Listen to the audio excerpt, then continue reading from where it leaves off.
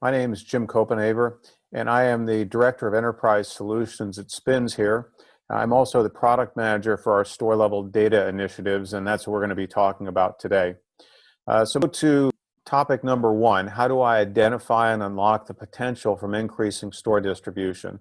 And in the summary we talked about, this is how do we know how many doors we're in, and how do we get into more doors out there across the country, across multiple channels? So the couple of things that I'd want to know from store level data is how widely are my products distributed within retailers? So if you're Publix with 1,800 stores, I'd like to know how many of the 1,800 stores are carrying each one of my items out there. We call those points of distribution. I'll talk more in a little bit about that. And the second thing is, what's the gap between my current distribution level and full distribution? So store level data unlocks and helps us understand that. So a way to think about this is points of distribution is simply number of available stores times number of items. So if I have 10 items in my line and there are 100 stores in the retailer, then I have 1,000 points of potential distribution. So what store level data will tell us is how many of those points of distribution were we showing movement in last week. And so as you'll look, we'll talk a little bit about how many of those points of distribution. So for example, if I had a combination of items and stores that were 500, it would say that my distribution level is 50% on my line. And then I could look at that and say, what happens if I get to 60%? What happens if I get to 70%?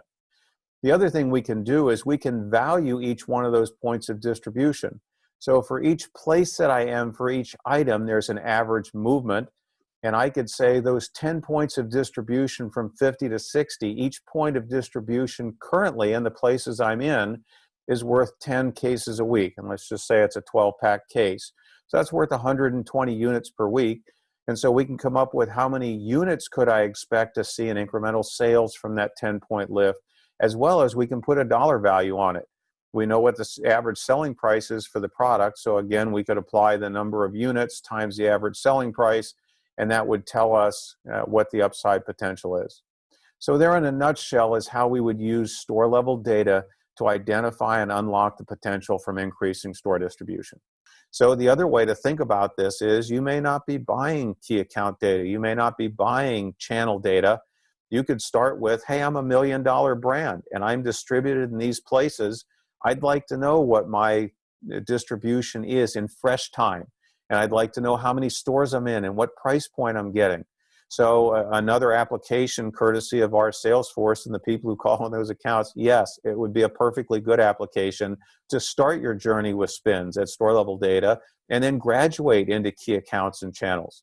So whether you run this problem from the top down, you're currently buying the information and it's an extension to get more granular, or you're not sure where to start, but you don't necessarily want to start at the macro view of the world, or you don't have the budget to start at the macro view of the world, store level data through Spins is a good way to get in and do a bite-sized chunk and then graduate from there into more information, more investments, and obviously those would be fueled through growth in your business. So we would like to be on this journey with you, and information and insights. Store level data is one of the pieces that we bring. And we'd love to talk to you further about your particular needs and how store level data through Spins can help you grow your business.